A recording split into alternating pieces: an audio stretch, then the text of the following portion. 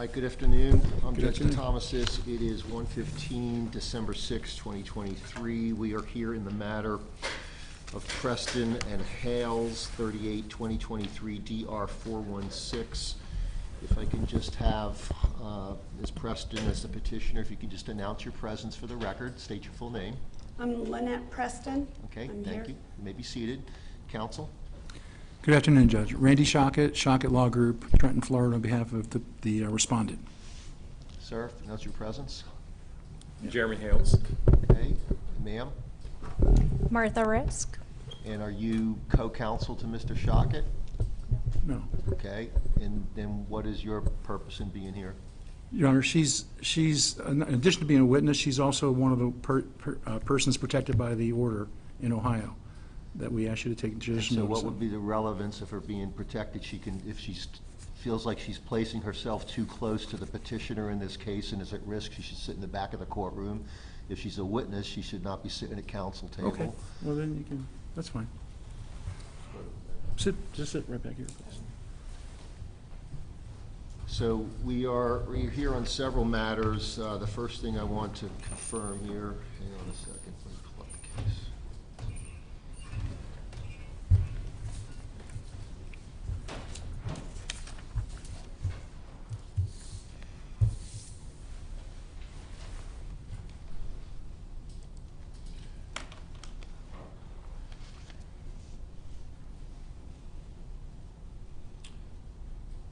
So we're here pursuant to several matters of process. On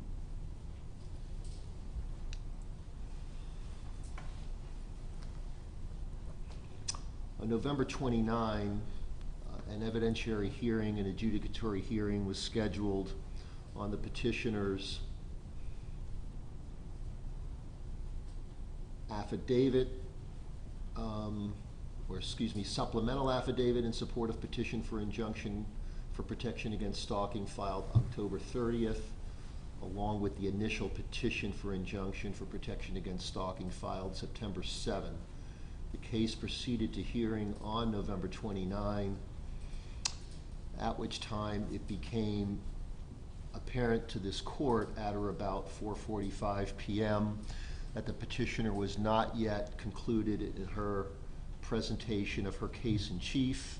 The case involved and included video footage, documentary evidence, and lengthy testimony of a pro se litigant that was not completed, and certainly in consideration of allowing the petitioner to conclude presentation of her case, and likewise providing the respondent and his counsel at that time opportunity to be heard in opposition, including but not limited to cross-examination of the petitioner and presentation of evidence, either in the form of testimony and or other physical evidence, which could include videos, photographs, and according to counsel for the respondent at the time, at least 2 witnesses that were identified as being present in the courtroom. Bottom line is, it became apparent to this court that there was no way the case was going to conclude by the close of business, and the court expressed, and that record will reflect concerns for court officials and not wanting to cut the matter short. As a result of that, the court made inquiry and announced that the court would in fact clear the court's calendar for the following morning, November 30 at 9 a.m.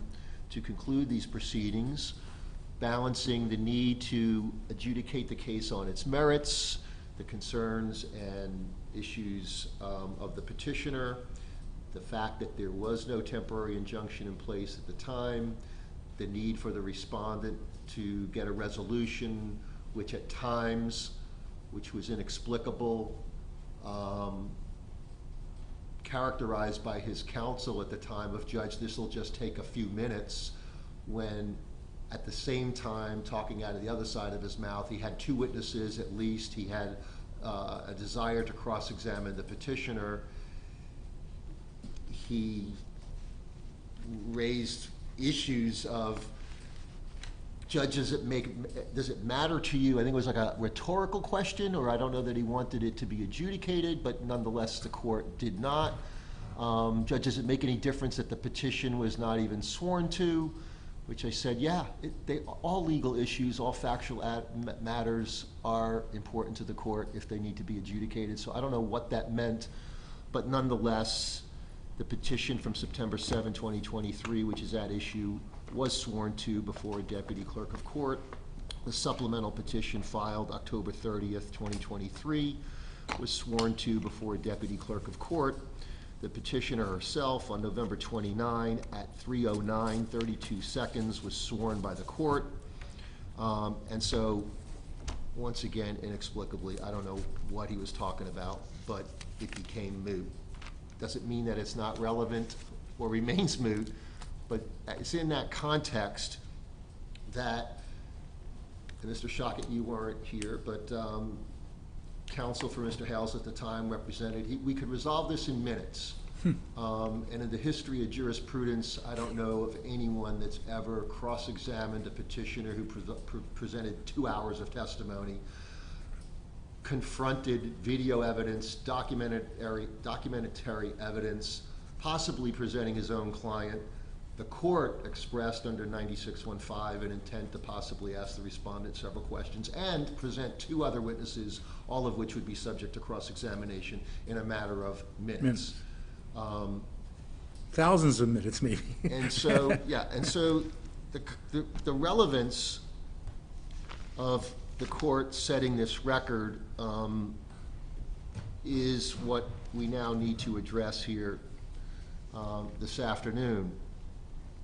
On November 29, at the close of business, that Wednesday, the court offered that we will reconvene the following morning at 9 a.m. Give me just a second here. I've got so many documents, I don't know that I have that.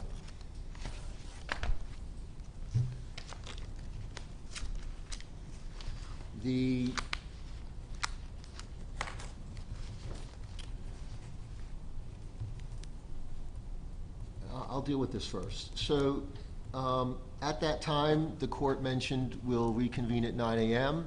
The petitioner mentioned to the court that despite having a medical appointment for the following morning, she would change that or reschedule that appointment for the purposes of proceeding with the matters to be adjudicated that following morning. And so, not being insensitive to the fact that she would have to reschedule, the court accepted her representation. She could be here, was willing to be here, she would reschedule.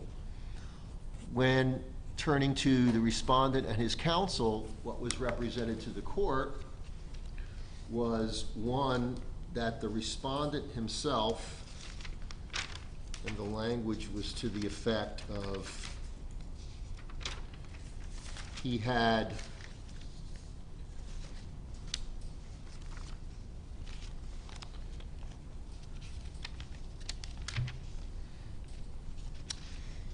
to be present in Ohio the following morning to address matters relevant to those being considered by this court, that he had a flight out and needed to be in Ohio tomorrow morning, having to address matters in Ohio related to this situation.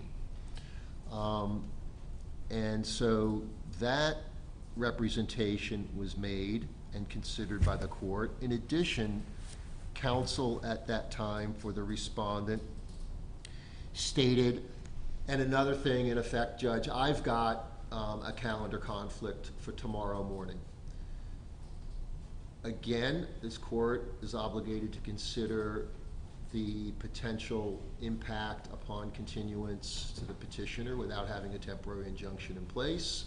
Nonetheless, the court at that time stated we would reconvene today's date, December 6, 2023 at 1 p.m. Counsel for Mr. Hales was present, did not object to scheduling it for today at 1 o'clock, agreed to schedule it for today at 1 o'clock. His assistant, who I'm familiar with, was present with him, And again, I didn't ask them this, but it would not be too presumptuous to think that the lawyer should know what his calendar is. When I suggested the next day at 9 in the morning, he didn't tell me what his calendar conflict, nor did I inquire, but he said he had one. When I said, okay, next Wednesday, 1 o'clock, no objection, actual agreement to scheduling it, his assistant, again, I don't know that she would have done this, but it wouldn't be a far stretch to think two heads thinking better than one would say, hey, you got a calendar conflict, take a peek at your calendar, or hey, take a moment, which I would have absolutely provided to him. Bottom line is, everyone was in agreement that today at 1 o'clock we'd hear this matter. Subsequent to that, at 5:56 p.m. on a Friday, Mr. Feather, then counsel for Mr. Hales, files a motion to continue.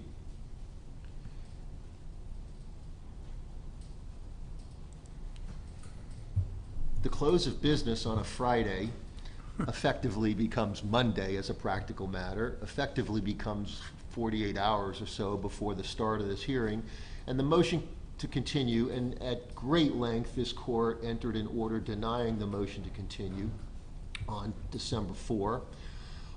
That motion to continue on its face was insufficient to grant the relief being requested. Number two, made no representation or no affirmment or no position stated with regards to what the petitioner's position might be, or that contact was made to see if she objects or not. Did not suggest when it might be continued to, if the court did continue it, and generally failed to establish any good cause for the requested continuance. Additionally, on the 29th, at the close of the proceedings, when the court directed and suggested and got agreement from counsel that we'd be here at 1 o'clock on 12/6 to hear this matter, the court also provided an admonition to everybody, to all parties. And the court said to Respondent's counsel, in the presence of his assistant, to his client, to the petitioner, the hearing will take place on 12/6 at 1 p.m. If any calendar conflict arises, you'll have a week to take care of it by rescheduling whatever matter comes up that would otherwise potentially be in conflict. I made it really clear, this takes priority. These types of cases take priority. This particular case takes priority. This is a case we already started. This is a case that could have been concluded the following morning. This is a case that the respondent and his counsel wanted the continuance. They were granted that continuance. They don't object to the continuance. They agree to the continuance, and then they're asking for another continuance. Inexplicable, without good cause, it was denied. In addition to that, the court, and Mr. Hales, you might have said one or two things, I don't know. You weren't presented yet as a witness. Your lawyer represented to this court certain things on your behalf, and I have to accept those. I didn't question those, but you may be thinking, well, now he's questioning because in the order denying the motion to continue, I further directed the respondent to present proof of travel and his appearance in court in Ohio. Because quite frankly, that became the basis of the continuance. And in part, and we're going to get to in a moment, we're now dealing with a second successive motion to continue filed by present counsel, Mr. Shockett, who's here, on different grounds. But we'll get to that in a minute. But in part, because we now have that, it becomes even that much more important that the compliance issue is addressed. And the court asked for three things in that order. And the court has not yet received compliance. The court asked for one, written documentary proof of the travel itinerary corroborating that he did travel by plane to Ohio, to be present in time for a hearing on the morning of 11/30/23, and if it wasn't for a hearing, whatever, to present written documentation confirming and corroborating that he did in fact have a required court appearance in Ohio, scheduled for the morning of 11/30/23, and 3, that he attended such proceeding. What has now been provided to the court, styled as, quote, notice of compliance with court's order dated December 4, 2023, is inadequate, insufficient, and does not respond fully to the order directing proof of compliance. What has been provided appears to be a copy of a boarding pass showing a November 30th, 10 a.m. flight from Tampa to Cleveland, and a return boarding pass from Cleveland to Tampa on December 3rd. And so the first issue that we need to resolve here is whether or not Mr. Hales has provided the court with the compliance pursuant to that order. And my intent is to ask several questions to get that resolved so we can proceed with the other matters scheduled for today. Mr. Hales, if you could raise your right hand.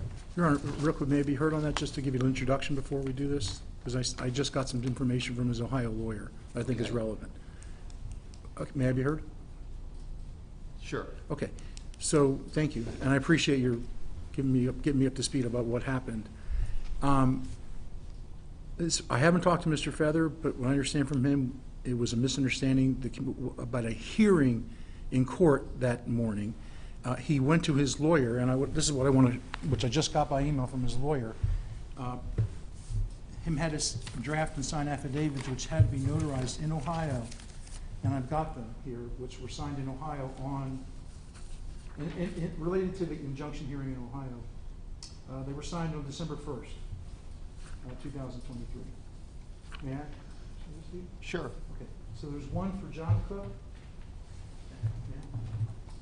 Yeah. And there's one for Lynette Cook. And I just got these by email this morning from his lawyer, asking the same questions you did, Judge, about a hearing.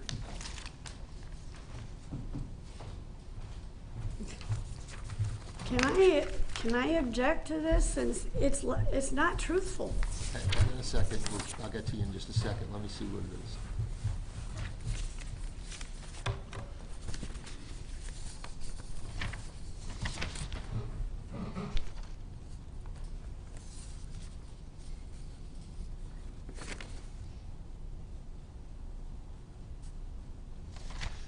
Mr. Hales, if you can raise your right hand. Solemnly swear or affirm the testimony about to give in this cause will be the truth, whole truth, and nothing but the truth. I do.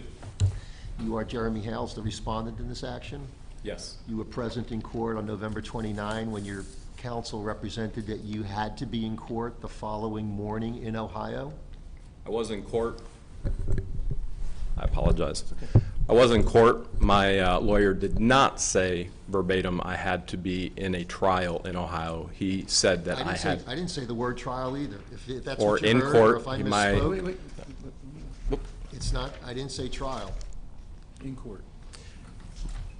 My legal counsel did not state I needed to be in court. He stated that I needed to be in Ohio to take care of things with the court.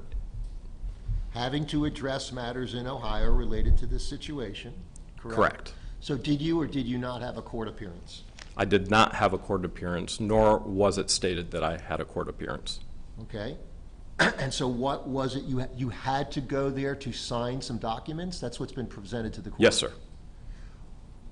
Okay, so the court is familiar with, because the court does this on a daily basis, sometimes dozens of times, sometimes hundreds of times a day, which is signing documents from anywhere on the planet. Why did you have to go to Ohio to sign your name to a document? Filing for contempt of court on the civil protection orders in Ohio, my legal counsel asked if I would fly and come and notarize and file in the court system. That's not responsive to my question. My question is, why would you have to physically be there in Ohio to sign a document that could be signed in many, many other ways without you physically being present in Ohio to sign it? My legal counsel in Ohio said I needed to be in person to sign the documents. Who's your legal counsel? Eli Heller. Eli, last name? Heller. Heller? Yes. Where is the office? In Cuyahoga Falls, Ohio. So you're saying your lawyer gave you advice, by the way, anything you're talking about in terms of advice of your counsel, if you're choosing to talk about, because I'm not asking you to waive any attorney-client privilege, but you're raising as a defense to your non-compliance with this court's order that your lawyer told you you had to be there to sign documents. Yes. Could you tell me, if you have a basis, why, from your perspective or from what you know about your need to be there, what was your need to be there, as opposed to all other forms of the ability to sign a document from literally anywhere on the planet these days? From my understanding, notarization in person with my lawyer and then filing in the Ohio courts. Why couldn't you use a notary here in Florida with your lawyer here in Florida? I did not ask that question, Your Honor. So you're unaware whether you could have done it that way? I am unaware. All right. Why is it not signed until December 1st? My flight was booked prearranged for the date that you've been provided, and then the meetings were already set per date as well.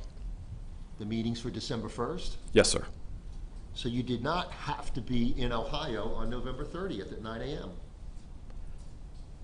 So I had to be at the Tampa airport for my flight at 9 a.m. So no, I did not need to be in Ohio at 9 a.m. I needed to be at the Tampa airport at 9 a.m. So your lawyer's representation that you need to be in Ohio tomorrow morning, that was stated to this court at or about 4:45 to 5 p.m. on 11/29. So tomorrow morning would be the a.m. of 11:30. You're stating under oath to this court you did not physically have to be there in Ohio on the morning of November 30th.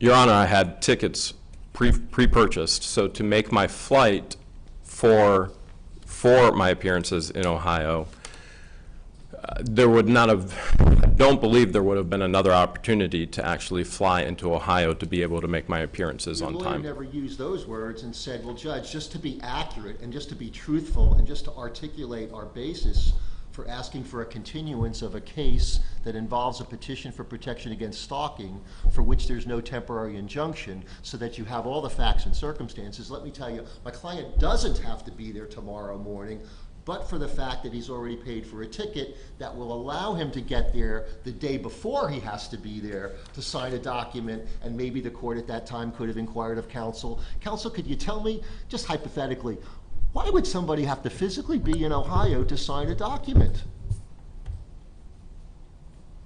Right? That never took place. And I know that because I've reviewed the hearing half a dozen times, and I was the one who was presiding over the hearing. What was represented to this court by your lawyer is that you had to be in Ohio tomorrow morning, which would have been November 30th, a.m. Having to address, when lawyers use that word, has to, must, shall, requirement, be in Ohio related to this situation. And what I'm now hearing is you really didn't have to be there till the next day. It may be that you really didn't have to be there at all, because all what you did was sign a document, not see a judge who required you to make a court appearance. Judge, may I ask some questions? In a moment, Okay. you can. Is that accurate, Mr. Hales? Is that the more accurate representation? I think the accurate representation is there is a scheduling conflict. And on my part, a very important scheduling conflict, to be able to catch my flight, to be able to go to the sheriff's station to pick up my certified civil protection orders against Lynette Preston and John Cook, because they cannot be served to anybody else. I had to be in Ohio in person at Summit County Sheriff to receive those, then to go to see my lawyer. Why did you have to get served with something? Because that's the way the system works. I'm served as well. She's served, he's served, I'm served. The issue is of November 30th in the morning, you did not need to be there to be served. You did not, now we know, need to be there to sign any documents. Because it doesn't even take place till the December 1st date. No, sir. The issue is I had a scheduled flight to be there and do not believe I could have gotten another flight to be there on time. did you ever set your lawyer straight when he was standing in front of this court saying that you had to address matters in Ohio tomorrow morning related to this situation? I have discussed this with my representation, yes. He stood in court, you were standing right next to him, we're sitting right next to him, where he said nothing about it's because his flight's tomorrow and it might cost him an inconvenience. And I would have considered that. There's no doubt that I would have. It wouldn't have been a problem. I would have also inquired, like I am now, tell me how, because I don't know of any law that requires you to physically be present in another state when you can sign it here. We have plenty of notaries. You could swear before me. You could have sworn a document in court the following morning and then sent it to your lawyer up there. And I could check with your lawyer in Ohio and we'll find out whether that process could have been available to you to accommodate you and save you from going to Ohio and back to Florida. My concern is your lawyer was misrepresenting something to the court and got away with it with a continuance to today. And what's relevant about that, aside from the issues with the lawyer, is that we're now here today with another lawyer asking for another continuance, which is putting you in a jam. I've got to be concerned about your ability to present your case, because I've got to decide this case for the interests of both of you. And the lawyering is standing in the way, to some extent, of that. Now, I haven't gotten to the next motion to continue. We're going to get to it in a second. The court makes a finding that there is non-compliance with this court's order dated December 4, 2023, which included the language that there were requirements to establish proof of the travel itinerary, that he did travel by plane to Ohio in time for a hearing on the morning of 12/1, to corroborate that he did appear and that he was required to be there, when we now know that's not exactly what it was, nor would it have been if properly, truthfully represented to the court. And I'm not saying, Mr. Hales, it's all on you, but you're sitting there while your lawyer is representing to this court and misleading the court, and nothing was done to prevent it. And nonetheless, what's relevant for today is that bought you a continuance, and now you're asking for another one. And I'm going to hear from Mr. Shockett in a moment about this next continuance. So as of now, there's non-compliance with the court's prior order, based largely in part on the misrepresentations and the less than candid representations made to this tribunal on November 29 by counsel at the time, Mr. Feather. With respect to the motion that is before this court today, the context, again, is significant because the nature of this case, the nature of the pleadings, the nature of the issues that arise, the fact that it involves allegations and averments of long-term behavior, that it included the presentation of multiple videotape items of evidentiary value, documentary evidence, that there were additional witnesses, that we had a pro se petitioner who had to go first with her case in chief, that we had a petition, a supplemental petition, which were separate pleadings. Each of them were fairly lengthy. The court at the time of the hearing on November 29th also made comment to counsel, and I don't have any indication that counsel was actually aware of what the court was even talking about. Maybe he was, but that there was a statutory change in October of 2021, that since the statutory change, there's really has been no appellate court decision addressing these facts in light of the statutory change, that the case precedent prior to the statutory change that addressed a very similar fact pattern, which I mentioned to counsel,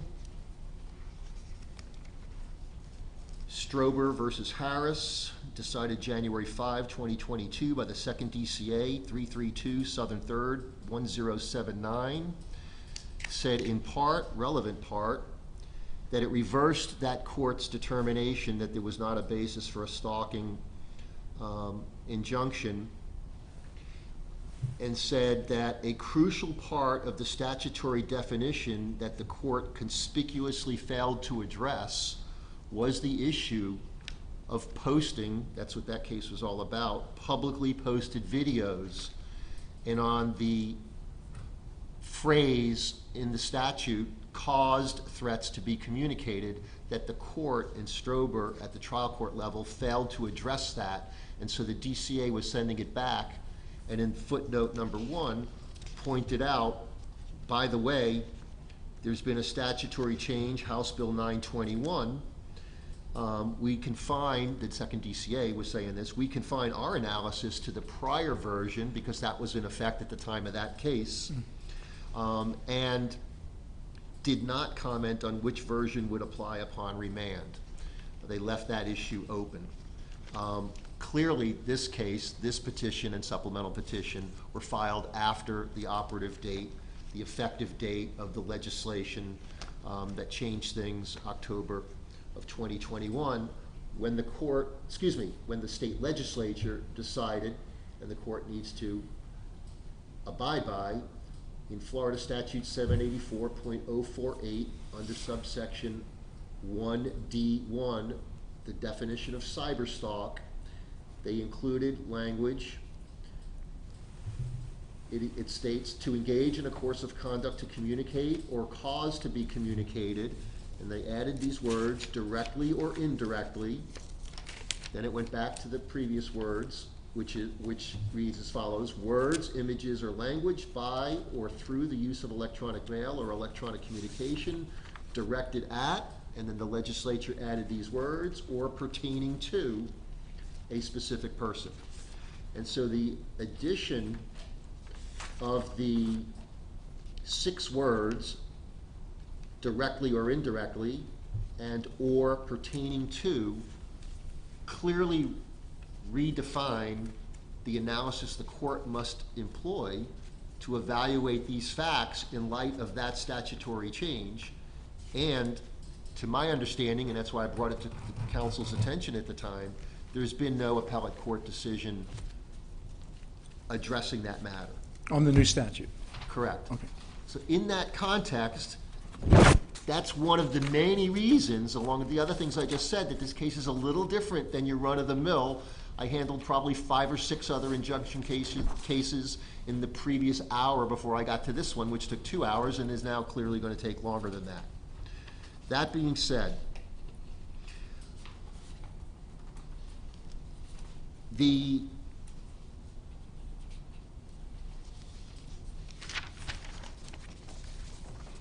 court already covered the fact that I granted the continuance. It's clear to this court now that it was based on less than accurate, less than truthful representations to the court of the basis being claimed for the continuance.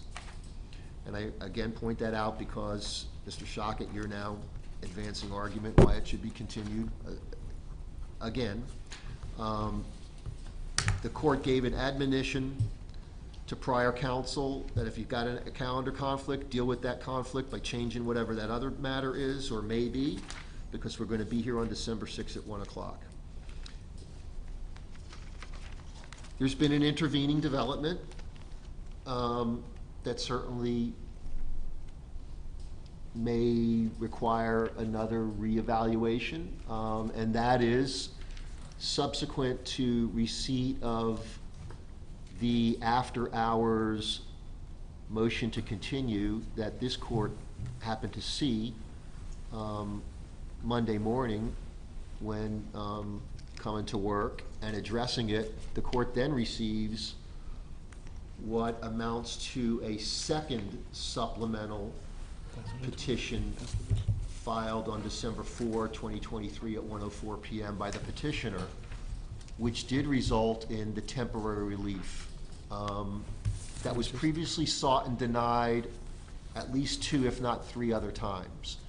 That being said, and counsel is aware, and Mr. Hales, I presume, is aware, but so that he is absolutely aware, I presume, because he's had now 2 lawyers represent him, that the court has to confine its analysis of a petition accepting what's being alleged as being true, and if true, does it entitle the person for relief? The hearing then is to determine, is there competent substantial evidence, which includes truthfulness, credibility questions, etc., to be determined.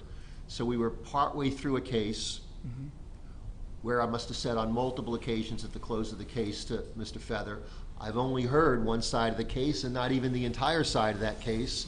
I don't want to deny, I have no intention of denying the respondent ability to present contrary evidence or contradict or confront the evidence being presented against him. And so one issue, and Mr. Shockett, I just got to ask, because there's a notice of appearance that's styled as notice of appearance as co-counsel. Then there's your motion filed 12/5/23 at 12:53 p.m., styled as an urgent motion for continuance that states under subsection 2, co-counsel Mr. Feather, so that's consistent with your notice of co-counsel, is not available on 12/6.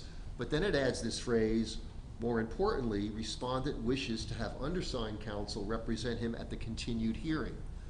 There's a couple ways to read that. One is, he wants you and not Mr. Feather at the continued hearing, meaning today is the continued hearing, and you're here. So one way to read this is the respondent gets that which he wants, and which, quite frankly, from the court's perspective, he deserves, his choice of counsel here at this continued hearing. But then it's a motion to continue, so I presume that when you say continued hearing, you're saying, if I continue it to the next hearing. And so that's one issue, because it would be presumptuous without any basis to be presumptuous, that I guess the court's gonna grant this continuance because we're asking for one. That would be a fallacious and strange hypothetical assumption to make without a basis, but that'd be one way to kind of look at this. But the other is, if Mr. Hales wants you at the continued hearing to the exclusion of Mr. Feather, this court will analyze this situation differently than if really you're just co-counsel to Mr. Feather. Because if you're co-counsel to him, you then have the institutional knowledge he has. You know, it's not like we get halfway through a trial or we get to the end of the trial and then somebody says, well, I've got the financial ability and wherewithal, I'm gonna go hire another lawyer and say, I'm gonna continue this case, I'm gonna get another lawyer to start from scratch, rebuild my case, and maybe shore it up a little bit. I mean, I don't know where there's any precedent for such process, and I don't know that necessarily that's intended, but I don't know what's intended, nor am I questioning your involvement in the case, but I gotta know what your status is. Okay, thanks, Judge. Thank you. May it please the court. My status is to continue to represent him as lead counsel in this case. That clarifies it. Here, today, if we don't finish it, whatever happens going forward, and maybe Mr. Feather withdraws, I don't know. He is at a doctor's appointment, as I understand it, in Gainesville. Well, here's another thing, and I don't want to be insensitive about this, okay? But under the circumstances of this case, Mr. Feather didn't plead on November 29th at or about 5 p.m. He said, I can be there on December 6th at 1 o'clock. So if it was an emergency that came up from November 29 to today's date, medical intervention of necessity, etc., clearly the court would have waited a lot different than, oh, Judge, I've got an appointment on December 6th at 1:45 that I didn't tell you about, and it doesn't say when it was scheduled. Maybe after we scheduled this hearing, that would be ridiculously foolish to do. But I have no information to go on, and I'm not insensitive to life happening while court is happening, okay? And so if he had a medical intervention of necessity appointment, I don't know about that. I don't know that it's good cause. I ruled it was not good cause. He could have repled it. He could have asked to provide additional information. And again, his motion and yours, and we'll get to yours in a moment here, doesn't say anything about Ms. Preston's position on this. And so we've got to come here. And so I didn't deny or grant your motion. I didn't address your motion yesterday, even though I saw it yesterday, because I couldn't, because I've got to hear from the petitioner as well. Totally understood. And then, in your motion, so you're saying that if the relief is granted and it's continued, you're going to present as lead counsel. That's right, Judge. Have you considered what you would do if the continuance is denied? Are you prepared to proceed today? As best I can, given the limits, Judge. I just got hired yesterday. I had 2 hearings this morning, working within reasonable human hours. I looked at stuff last night, but woefully unprepared because in that short a time. And also, now we do have the temporary injunction in place, so there's no prejudice. Which I said, Yeah. it changes things a little bit. Yeah, So, have you reviewed the proceedings from November 29? not all of them, Judge. I don't have all the materials. I've asked for a transcript. We've ordered it rush basis, so I can see the. I do have one of those AI transcripts, Right? but I don't trust it because I can already see some misspellings and as you know, the devil's always in the details. So I'm waiting for the official transcript to be So- prepared, and also the witnesses. So here's the thing, I'm not asking you to disclose attorney-client communication. In fact, I'm specifically stating I don't intend to do that. That being said, so I can work on a presumption here, which is when Mr. Hales contacts you, or you contact him, whatever, when you guys come into contact with each other about this pending matter, 12/6 at 1 p.m., you either had to tell him, I can be prepared despite the fact I only have 25 hours notice, or you had to tell him, I could kind of try to be prepared, but I won't anyway near be as prepared as I could be or that I should be on your behalf. If I took I presume you had a conversation. I was in practice for 36 years representing people. You probably should have had a conversation. I don't want to be too presumptuous. If I get a continuance, I'll be much more prepared than I am able to do in 25 hours. And so the relevance of the question, depending on how that conversation, either Mr. Hales willfully, intentionally, purposefully hired a lawyer who he knew absolutely could not be prepared to resolve this issue today, or he hired a lawyer that he would know would not be prepared, hoping that that would be grounds to continue this, rather than go and find a lawyer who says, man, it's a short period of time, but man, I can do what I'll do, and I'll be prepared. I'll take your case. So I'm not questioning you and saying I'm not even getting into this, but I got to question the motives of Mr. Hale in gaining a continuance, because a continuance is a victory for someone who doesn't have a temporary injunction. Precluding entry of an injunction Correct. is in their favor, clearly. Right. And to the detriment of the petitioner. But I think at some time, well, first of all, there's more that happened in the meeting that I'm not allowed to Well, reveal. I don't want you to, Yeah. unless you guys are willing to waive. I'm not saying that. So that's what I'm saying. You either, and I'm not saying that you were completely negligent in not telling your client, dude, you're hiring me and the hearing's 25 hours from now, how can I possibly be prepared? Or you said, I'm on the spot, I got it, I do this all the time. Whatever, it only implicates Mr. Hale's decision to retain a lawyer who now is in front of a court saying, I cannot effectively, as competent as I want to be, represent his interests. You're saying I'll do the best I can, and I know you will, but you're not saying I'm going to provide him effective representation. Now, there's no constitutional requirement of effective representation when it's counsel of your choice, and you knowingly hire somebody who tells you they can't be fully prepared. Or it might be that you hire somebody who can't be so that you shore up your argument to continue it. Okay. So, first of all, we have the protection in place here of the TO.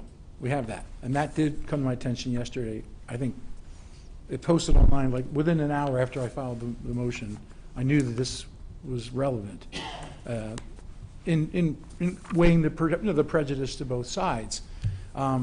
And I can tell you as an officer of the court that this is not a case of just continuing counsels and I'll be the lead counsel in this case. And so I think there's very legitimate grounds, given what we have here with this helps tip the scales, given this lack of. Let me ask you another question. How do you plead under subsection 4 that the petitioner will not suffer any prejudice or inconvenience as a result? of a continuance? How do you? Well, it's a brief continuance, Judge. I don't think it's going to be any prejudice, and now. Well, what's brief? Because that's Well, another that's thing. The when's motion our court. doesn't I'll do ask- this. The motion doesn't ask for a particular period of time. I don't have your, well, I would say as soon as you want. I mean, within reason, give me 10 days to get prepared, and we'll be here in 10 Well, days. you know, I've been tempted to do this in the past, not with you, but with counsel that moves for continuance, but doesn't say how long, and I could have continued it from 1 o'clock to 1:30.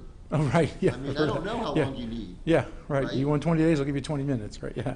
So, to say that there would be no prejudice or inconvenience, I mean, we know at a minimum the inconvenience is the petition was here on the 29th, agreed to be here on the 30th despite the fact that she would reschedule her doctor's appointment, then agreed if it accommodates them, and Judge, you're saying we can do it on the 6th, I'll be here on the 6th, she's here on the 6th, so there's some inconvenience, and she'll have to come back again. I don't think that you filed this pleading when there was a temporary injunction in place. I don't know, what time was it? Your filing is at 12:53 PM. On the 5th or the 4th? On the 5th. Well, this was filed on the 4th, Judge. Wasn't this order entered on the 4th? Or the 5th? I don't even know now. Let's see. Entered on the 4th. This TRO. And so your position is that if the court has the temporary in place, there's no prejudice because she's got the protection that she's seeking temporarily. Yeah, and you can continue there's a day, 15 days, I think, you can continue that if it gets continued. But yeah, the protections are in place. With regards to inconvenience, why is it not inconvenient for her to have to come back? She's won, Judge. She's won. She has her injunction. Well, no, she's asking for a final, at the start of the understand. proceedings, I ask all petitioners, are you here asking for a final judgment? Right. Which would adopt the same standards, the same restrictions against him. Just a question of how long it's for. Well, it's not, and I guess that's gonna get us to another issue, which we'll get to in a minute, which is, if there's a temporary injunctive relief in place, it's gonna have to include additional language than the general buffer zone language. Okay. And we can address that here in a second, but, I guess you're not able to disclose to this court whether Mr. Hales intentionally, willfully retained counsel that could not be prepared? There were other issues we discussed. I really don't feel, Okay. I'd like to say it, but I can't. Okay, if you can't, that's fine. It's more than just that.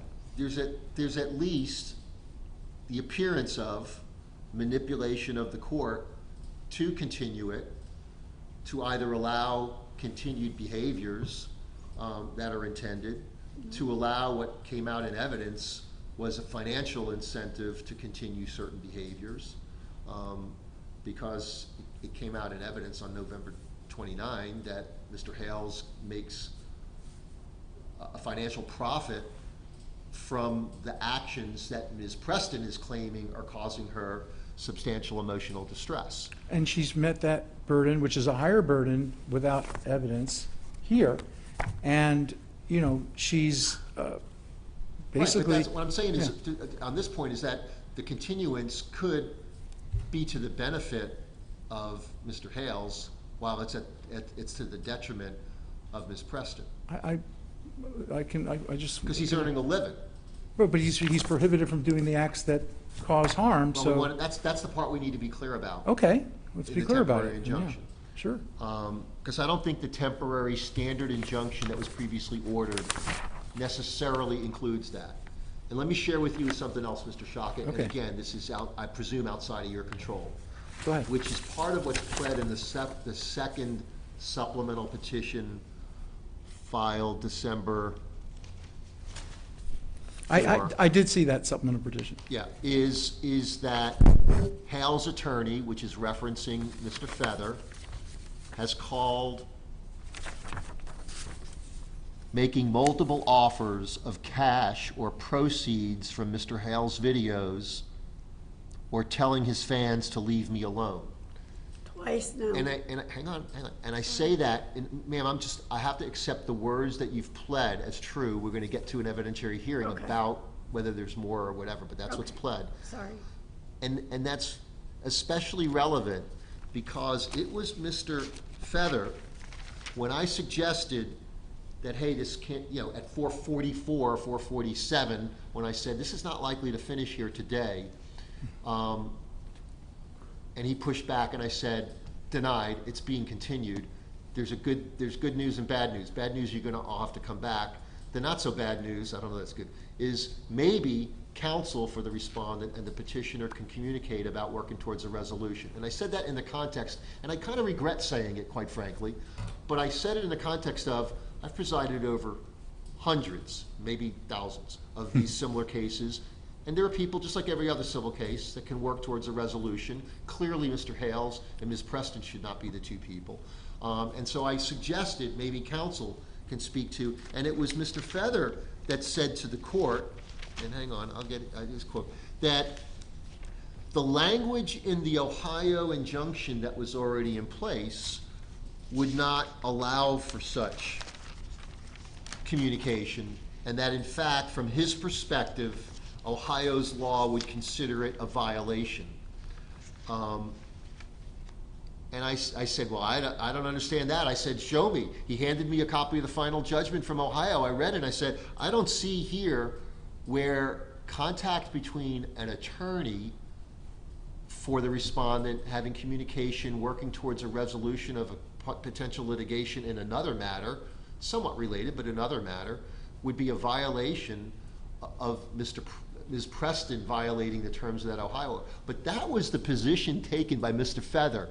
And I didn't absolve him of that. I didn't resolve that issue. I didn't give him any clear carte blanche.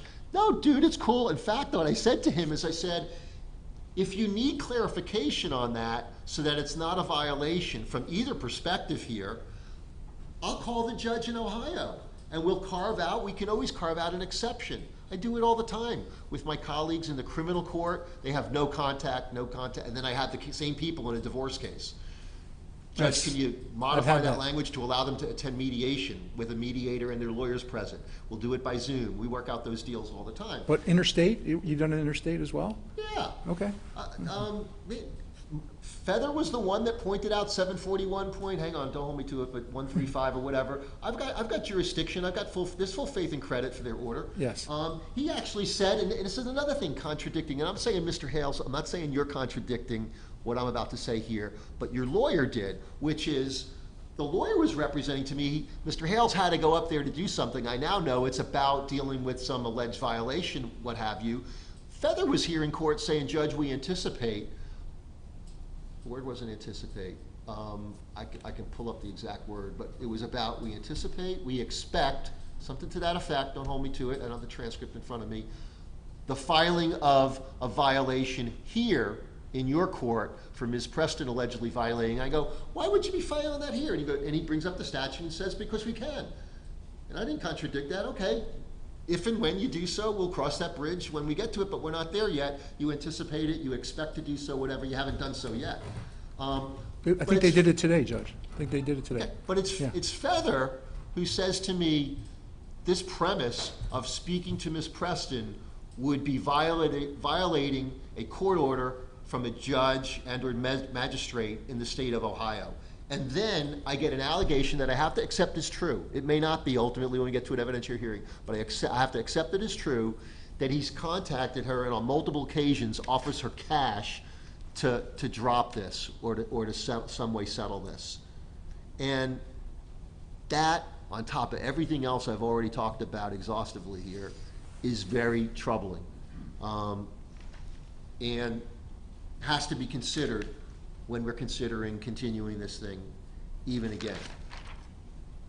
There is at least on the face of what's pled, and I know you're restricted in maybe not being able to say more, that there's a possibility that the motion to continue is manipulative at best. That being said, I've already said we could probably come up with conditions in addition to the general ones of the temporary that would satisfy this court, allow for Mr. Hales to have fully effective representation because of attaining a fully prepared lawyer, and giving Ms. Preston peace of mind between now and then, even if it's at the cost of what I consider slight, but still some measure of inconvenience of having to come back, but everybody would have to come back.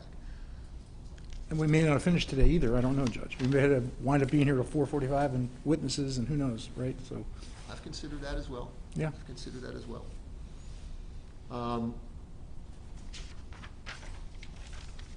So, with regards to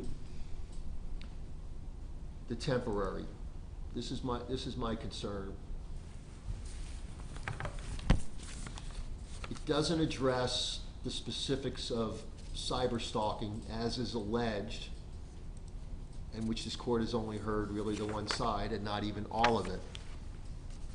But it hasn't addressed to this court's satisfaction, meaning the general language contained in the temporary injunction that's currently in place.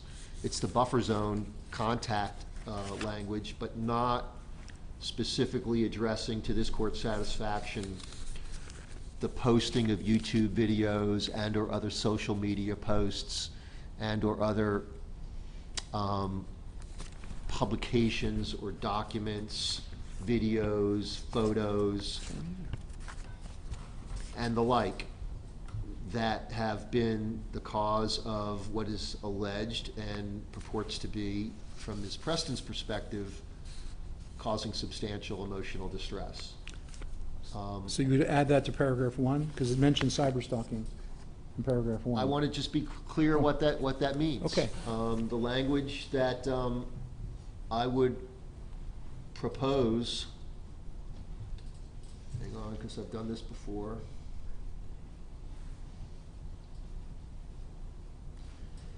That the respondent and or anyone under his control, employed by him and or in any way under his direction, including but not limited to any and all administrators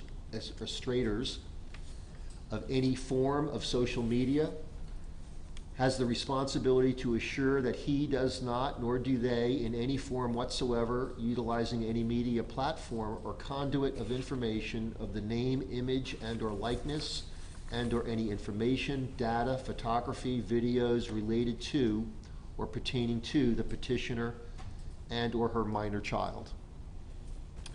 It's really it's a stretch on the definition of cyber stalking. Right, that's what I was but going to say. You're in court, it's almost like adopting the statute. But I don't want there to be misunderstanding Right. about what our statute says Yes. and the specific circumstances of this case. Yes, understood. So I'm trying to narrowly tailor it and not infringe on his other rights to communication and or speech, but as it relates to this person, this individual.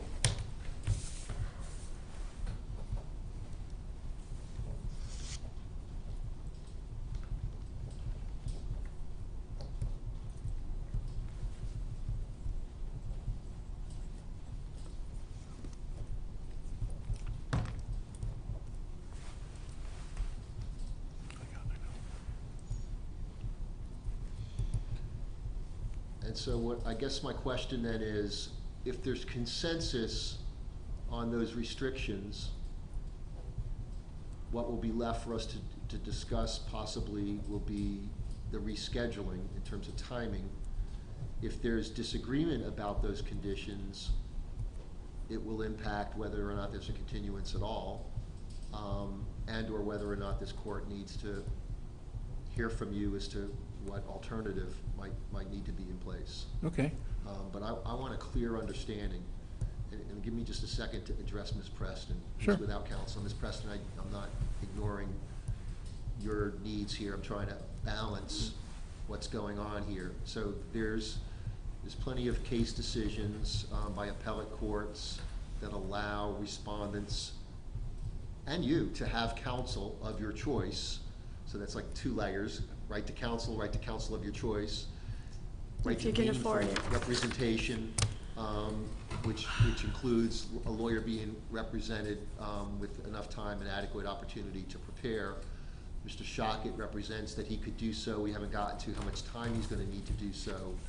But the circumstance that's changed, and quite frankly does significantly change, that if we have to come back, is that you'll have the peace of mind and the protection of the temporary injunctive relief that, quite frankly, would be what Mr. Shockett says when he said you'd be winning in effect.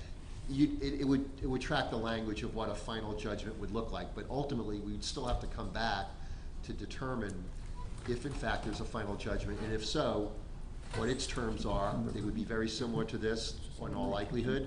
The real question for the final then would be for how long? Forever, for a year, for 3 years, Right. whatever. And I understand all this, but what I know, I'm well aware of what they're doing. He is trying to hold us in contempt of court in Ohio Correct. by using false I know you said lies. You said that He's to me. making them up, Here's the and he's thing. using them in that court, and we do not get to defend ourselves against it. I know, but you And so- mentioned that to me on the 29th, and I'm not insensitive to that, but I the remedy. brought proof to show just even one or the two things that he's using in Ohio, I can prove right now today are false. So here's what's Flat out. relevant in this courtroom. When we go to hearing, if there's truth to what you just said, which is that he's trying to do these things in Ohio, He wants me in jail It so that I may- can't be here. the threat, okay, so the threat of falsely incarcerating you, I'm gonna put that in a broad light, most favorable to you of what you're saying, Right, may have relevance and materiality when it comes to this court deciding, has the behavior of Mr. Hales amounted to cyberstalking? But what you have to battle in Ohio about is whether the behavior you're describing amounts to a defense or not of violating the Ohio right. injunction, unless it's brought before this court to adjudicate on the merits whether there's a violation. I could adjudicate whether there's a violation of the Ohio injunction based on his allegations of your behavior, Right. but if he's in Ohio doing that, it's gotta go to that magistrate or that judge. I understand.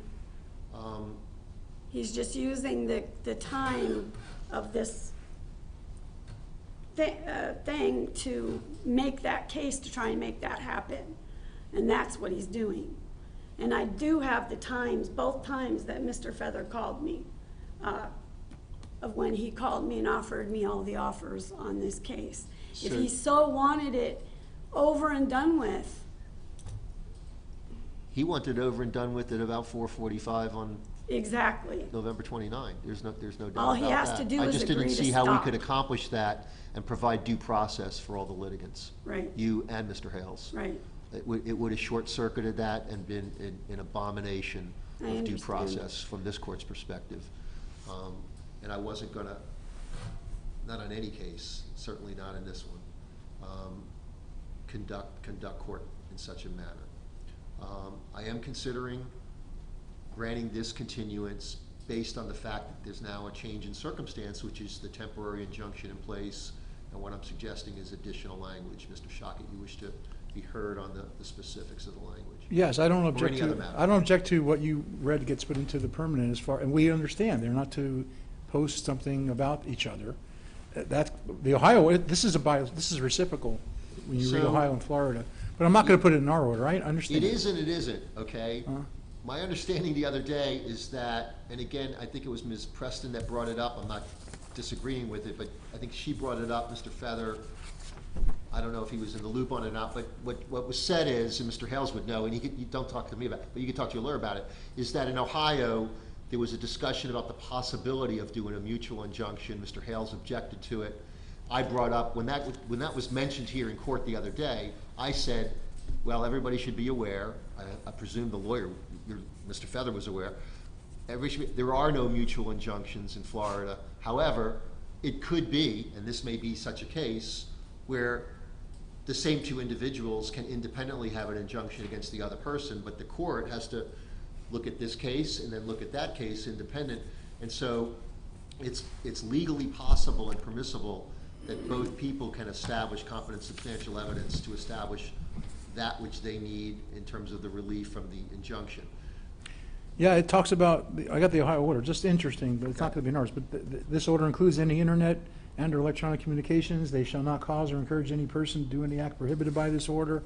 So the best thing to calm things down is both parties just stop, I'm not posting. doing anything, so please stop No, saying that. That's a disputed It's a issue lie. of fact. Okay, It's I gonna be understand. decided at. But I don't object to the language that you have suggested. My suggestion is, You can.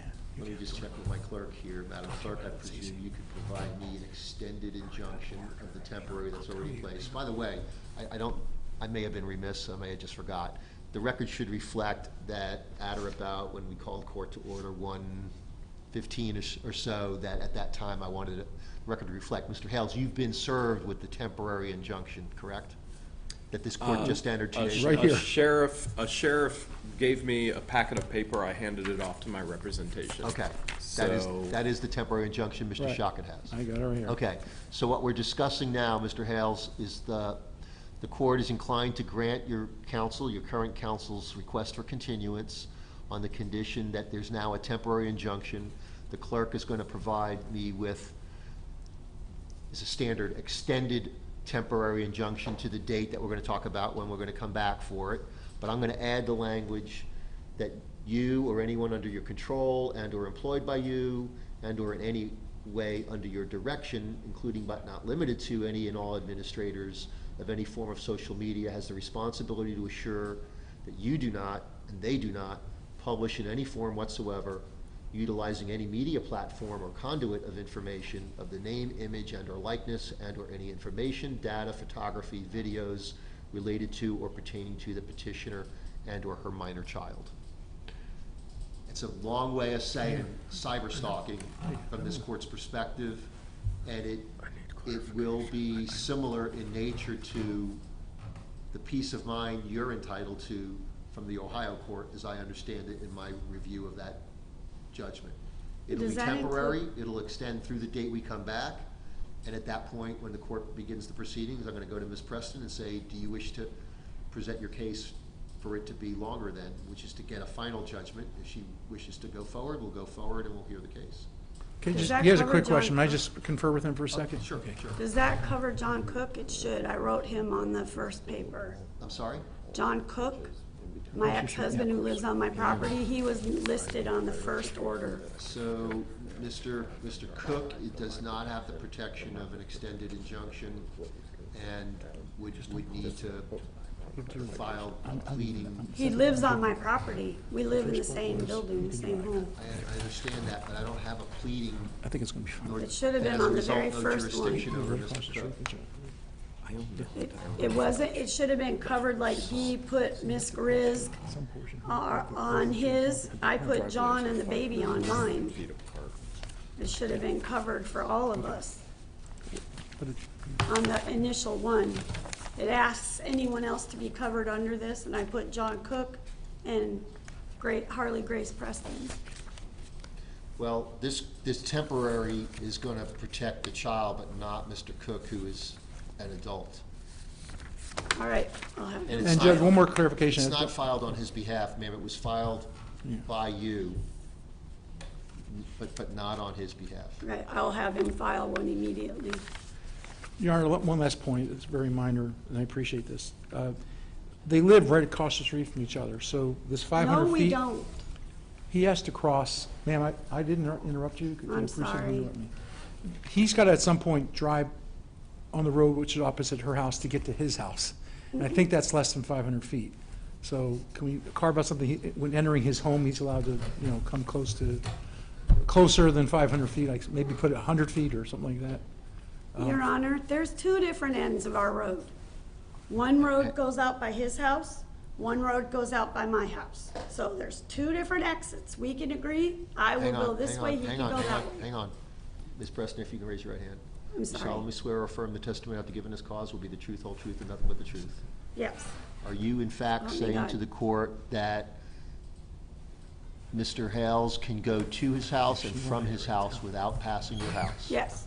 Okay, hang on, let me talk to Mr. Hales. Mr. Hales, are you disputing that? Do you have to go by her house to get to your house or to leave your house? I do not have to. There is another way to go out on the main highway of Route 19. I own 75 acres. My main ranch is 70 acres. I also own the old Arc building, the schoolhouse. So home is the 70-acre ranch. They intentionally stalked us to Otter Creek, bought property across the street from us. I have to go through North Otter Creek to get to the schoolhouse where I'm running my business with my employee. I could go all the way around out on Route 19, which is high accident area there in Otter Creek. I'd rather not put myself in danger, rather not put my loved one in danger or my employees in danger. I would like to be able to drive down my road to get back and forth to where I need to be. What would be the difference in mileage if you had to go out on the main road? It's probably, I'm gonna guess, maybe a mile going around in the circle on the main highway versus non-main highway. I don't think there's a need, there's not good cause or justifiable reason to allow even the ingress and egress. It just doesn't make sense. It's creating and it's perpetuating a problem while this is going on. There's just no sense in running that risk. You're saying the risk or the downside of this court not carving out that exception is you gotta drive a little farther, which I presume to get out of your neighborhood, you're gonna drive on that road at some point, and I hope you're a safe driver, and pay attention. And so it's a little bit of an inconvenience, but so is everything pertaining to these cases and multiple cases. I'm not insensitive to it, but it's like, justice and the path to get to justice is inconvenient. It's the same for me, Your Honor. I have to be inconvenienced to go all the way around. To go to Chiefland, I have to go out all the way, go to the stoplight, when I could just shoot out in front of him. Right now, I'm entering an order about Yeah. Mr. Hales. I want to make sure that he has a way to get to and from his premises. And I it's won't a drive little by more him either. inconvenient. 1.6. I won't drive by him either. Where's the road? This is the road. You either go here on the main highway to get over to the schoolhouse, Yeah. I don't know if or I I can go print here, right there. and I don't get in an accident. I could take a break and do it. Does this print over there? So as of right now, I I can't just even sent go it on to my myself. property. Wait a minute. Where's the entrance here? You go this way. This is her. Where's your entrance? My entrance is 539 feet from From- her entrance. Then This you- is all my property. Then you can, here you're safe, you can enter here. Okay? And you can put a camera here. Motion sensing camera, 24/7, that's what I want. I was gonna tell you to do that. We're good, Judge, we just realized he can still do it within, it's more than 500 feet away to get into his property, so I withdraw that request. Okay. The properties are not, but the way his entrance is over 500 feet, even in the shortcut, even using the shortcut. So Okay. he'll be okay. So let me do this. When it sends an alert, is there any movement, you know what I mean? It has a date and time stamp.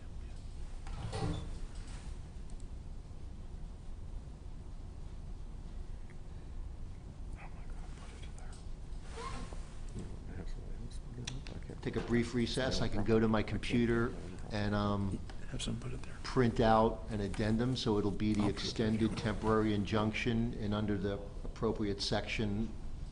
Madam Clerk, I don't know which one, when there's another. Yeah, it asks for an additional order necessary to protect petitioner from stalking us, but please be attached to it. Okay. I'll just 500 feet from her house. type up that language that I just read in as the addendum. It's all forest. Or whatever, You don't just, see anything. oh, just put it where you can see it. Code relief. We okay? Car, get your car coming out too. We good? We're good, we're good. All right, so let's just stand at ease. Thank you, Give me Jim. 5 minutes. Okay. We'll be at ease. Is that all right if I run out and change my daughter's diaper with my ex-husband, please? Yeah, we're taking a break here. Okay. If you need a little more 5, just let my bailiff know.